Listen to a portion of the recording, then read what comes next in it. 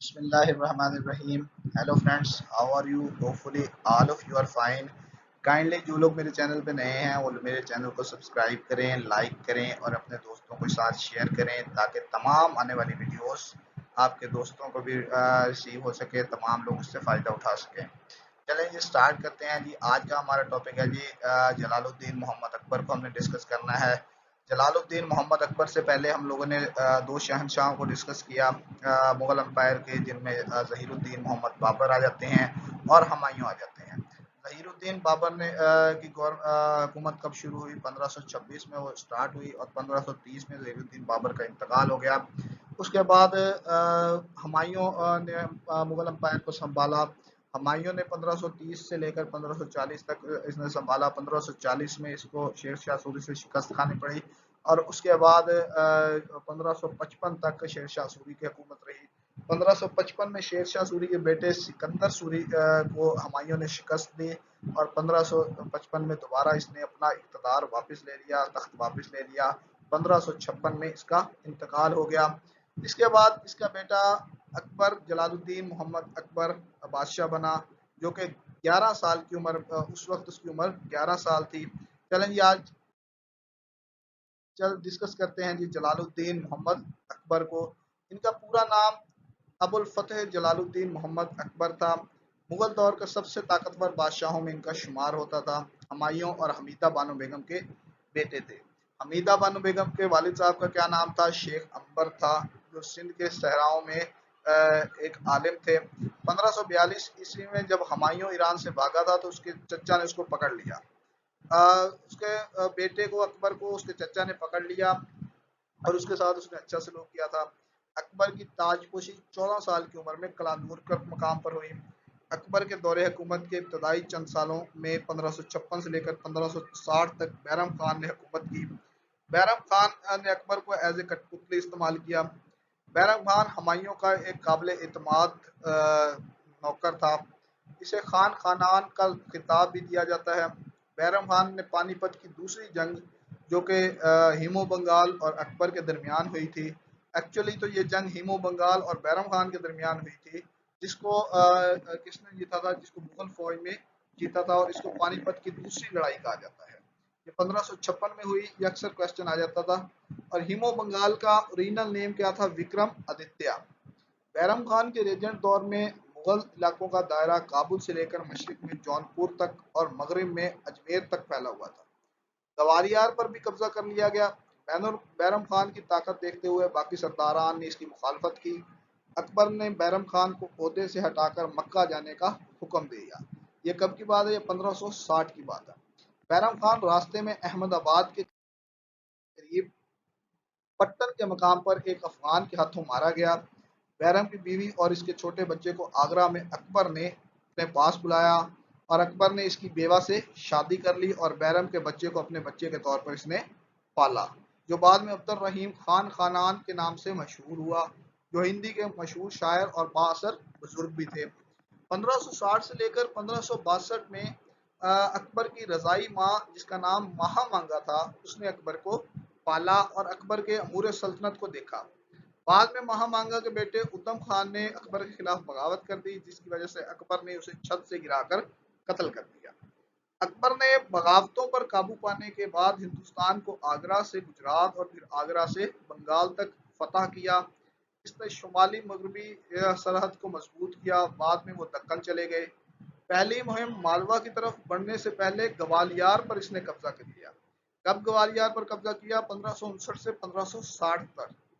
अकबर राजपूत सल्तनतों की अहमियत से बखूबी वाकिफ था। इसकी वजह से उसने एक बड़ी सल्तनत कायम करने की वजह से राजपूतों के खिलाफ एक काबिल जिक्र पॉलिसी अपनाई। अकबर ने उनकी बेटी, राजपूत बादशाह राजा भीरमल था, उसकी बेटी से अकबर ने शादी कर ली, जिसका नाम क्या था? जोधाबाई।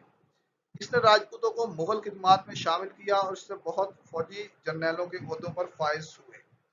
राजा बीरबल के बेटे भगवंत दास थे, उसको उसने लाहौर का मुश्तरका गवर्नर बनाया और उसके बेटे मान सिंह को, जो उसका साला भी था, बहार और बंगाल का गवर्नर मुकर्रर कर दिया। राजपूत रियासतों के खिलाफ इसकी मुहिम का एक बड़ा कदम चित्तौड़ का मुहासरा भी था, जिसे वस्ती राजस्थान की कलीस समझा जाता था।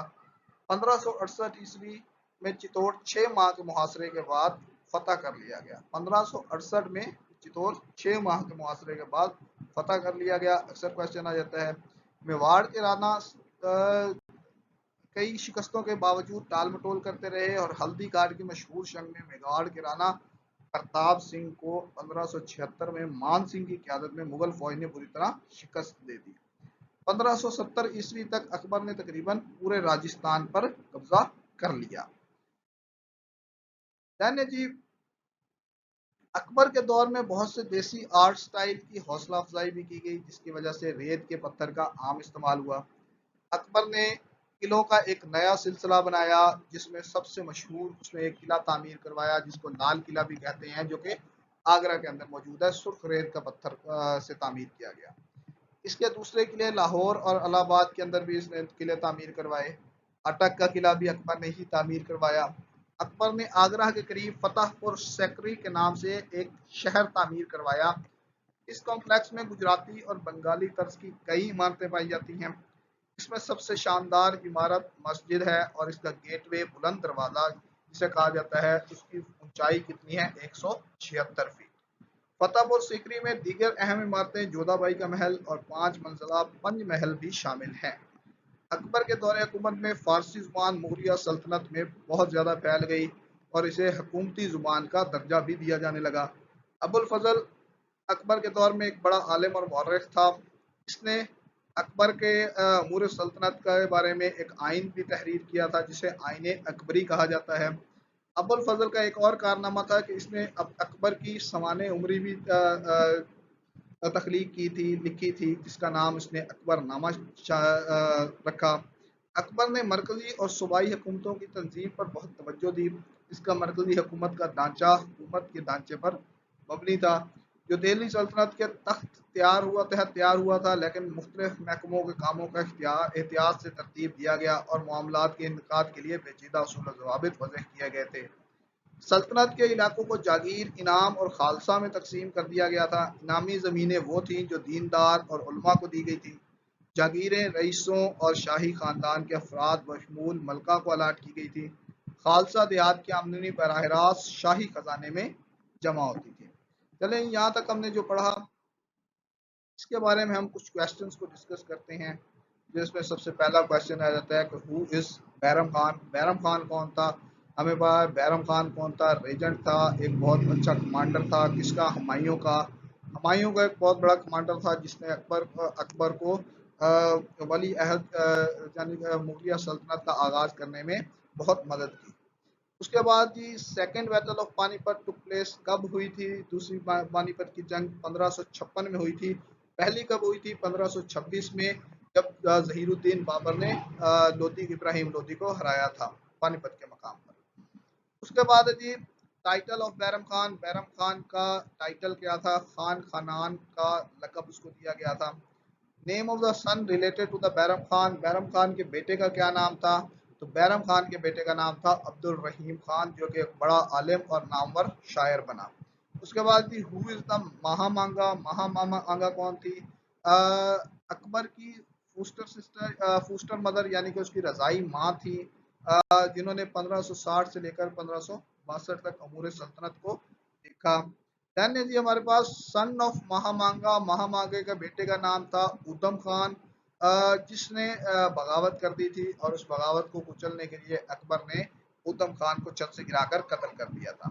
दैन जी हमारे पास वाइफ ऑफ अकबर। अकबर की बेगम का क्या नाम है? तो अकबर की वाइफ थी जोधाबाई। अकबर की वाइफ तो वैसे बैरम खान की बेवा भी अकबर की वाइफ थी, लेकिन अकबर ने बाकायदा मोहब्बत की शादी किससे की थी? वो जोधाबाई से की थी, जो कि बीरबल की बेटी थी, राजा बीरबल की बेटी थी। ये किस लिए की थी? ये इसने सियासी बुनियादों पर की थी शादी।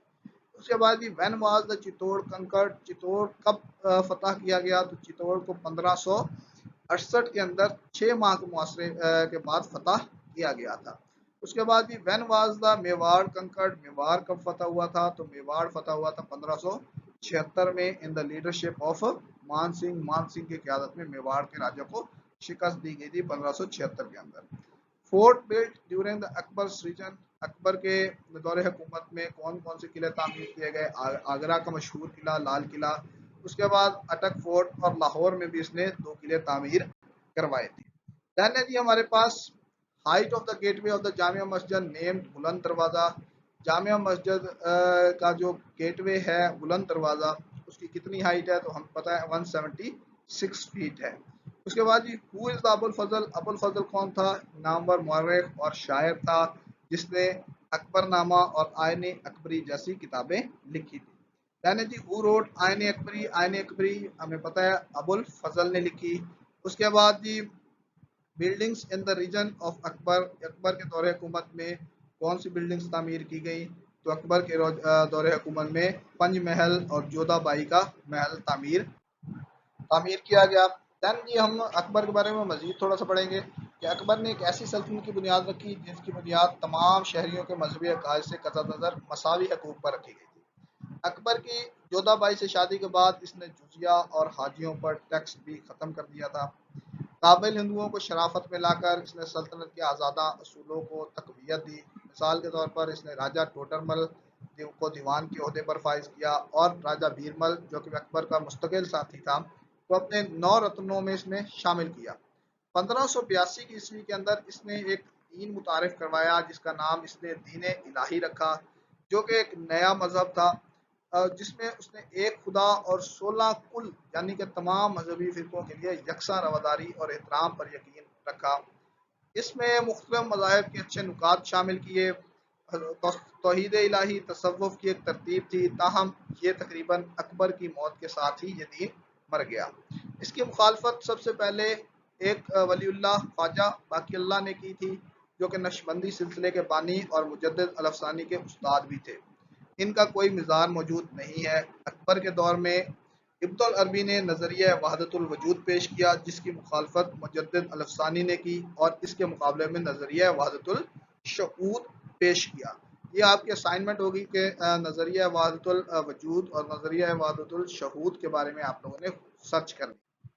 नेक्स्ट है जी अकबर के 9 रत्न के बारे में डिस्कस करते हैं जी। अकबर ने अपने दरबार में 9 ऐसे खास अफराद को शामिल किया था जो अकबर के बहुत करीब थे और उनको खास वजारतें सौंपी गई। उन लोगों को उसने अपने 9 रत्न 9 जवाहरात का नाम दिया, जिसमें सबसे पहला नाम अबुल फजल का आता है। उन्होंने अकबरनामा और आयन अकबरी भी तसनीफ किया, आयन अकबरी भी लिखा। इनको फैजी जो वो अबुल फजल के भाई और फारसी के अजीम शायर थे। नंबर 3 पर तानसेन आते हैं जी। तानसेन अकबर के दरबार में मौसीकार थे। ये ख्याल किया जाता है कि वो बड़ी तरतीब राग दीप और मीत मल्हार गाकर आग और बारिश ला सकते थे। उसके बाद राजा बीरबल आ जाते हैं जी। राजा बीरबल का असल नाम था महेश दास। अकबर ने इन्हें राजा और बीरबल का खिताब दिया था। बीरबल ने अकबर का दीन इलाही कबूल किया। उसके बाद 5वें नंबर पे आ जाता है जी अकबर। बीरबल ऐसे थे जिन्होंने सबसे पहले दीन इलाही कबूल किया था। है ना जी टोडरमल। टोडरमल वो महसूलात के निज़ाम के सरबराह थे। इन्होंने मियारी वज़न और पैमाइश मुतारफ़ करवाए। वो इससे कबल शेर शाह सूरी के मातहत काम कर चुके थे। शेर शाह की हिदायत पर टोडरमल ने ही किला रोहतास को तामीर करवाया था। 6 नंबर पे आ जाते हैं जी राजा मान सिंह, जो कि अकबर के मोतबर जर्नैलों में से थे और इन्होंने मुतअद्दिद फतवाहत के जरिए मुगलिया सल्तनत की वसअत में अहम किरदार अदा किया। दैन जी हमारे पास फ़कीर एजाजुद्दीन, वो अकबर के अहम मुशीरों में थे और वो एक सूफी बुजुर्ग भी थे। दैन जी अब्दुल रहीम खान खानान, हमें पहले ही पता है, पहले पढ़ चुके हैं कि ये कौन थे। ये बैरम खान के बेटे थे और अजीम शायर और अजीम मौलम थे। इन्होंने अकबर नामे को फारसी में तर्जुमा किया। सॉरी, ये बाबर नामा नहीं है, ये अकबर नामा है। दैन जी मुल्ला दो प्याजा, ये अकबर के दरबार में मस्करा था और लतीफ़ों और चुटकुलों से दरबार की रौनक में इजाफा किए रखता था। मुगलिया सल्तनत का अजीम हुक्मरान अकबर, जिसे तारीख में अकबर आजम के नाम से याद किया जाता है। 1605 में इन्होंने वफात पाई और आगरा के करीब सिकंदराबाद में इनको दफन किया गया था। सिकंदराबाद में इन्होंने अपना खुद का मकबरा तामीर करवा रखा था, जिसे बाद में इनके जानशीन जहांगीर ने मुकम्मल करवाया। चलें जी डिस्कस करते हैं जी अकबर के बारे में कुछ क्वेश्चंस इस पैराग्राफ से। हु डिक्लाइन द फर्स्ट दीन इलाही, सबसे पहले दीन इलाही की किसने मुखालफत की? ख्वाजा बाकीउल्लाह नक्शबंदी ने सबसे पहले मुखालफत की थी। दैन जी हमारे पास when was the Deen Ilahi introduced by Akbar, Akbar की तरफ से दीन इलाही कब इंट्रोड्यूस किया गया था? तो 1582 के अंदर इन्होंने दीन इलाही को इंट्रोड्यूस किया था। देन है जी who is the Tansen, Tansen कौन था? तानसेन म्यूजिशियन था अकबर के दरबार के अंदर, मौसीकार था। देन है जी हमारे पास हु फर्स्टली एक्सेप्टेड दीन इलाही, सबसे पहले दीन इलाही को किसने कबूल किया? तो दीन इलाही को सबसे पहले बीरबल ने कबूल किया था। ये क्वेश्चन आपके असिस्टेंट के पेपर में 2023 के असिस्टेंट के पेपर में आ चुका है। देन है ये हमारे पास who translate the Akbarnama in the Persian, Persian के अंदर अकबरनामा को किसने ट्रांसलेट किया था? तो वो थे अब्दुल रहीम खान खानान। देन है जी हमारे पास when was the Akbar died, Akbar की डेथ कब हुई थी? तो अकबर की डेथ हुई थी 1605 के अंदर। देन है जी हमारे पास Akbar was buried in, Akbar कहाँ पे दफन है? तो अकबर सिकंदराबाद के अंदर दफन है, नियर आगरा, आगरा के नजदीक। देन है जी हु इज द मुल्ला, मुल्ला दो प्याजा, मुल्ला दो प्याजा कौन था? मुल्ला दो प्याजा मस्करा था, जोकर था अकबर के दरबार के अंदर। देन है जी ओरिजिनल नेम ऑफ द राजा बीरबल, राजा बीरबल का ओरिजिनल नेम क्या था? तो राजा बीरबल का ओरिजिनल नेम महेश दास था। थैंक यू जी, thank you for watching my channel, शुक्रिया एंड काइंडली अल्लाह सब्सक्राइब हाफिज। करना।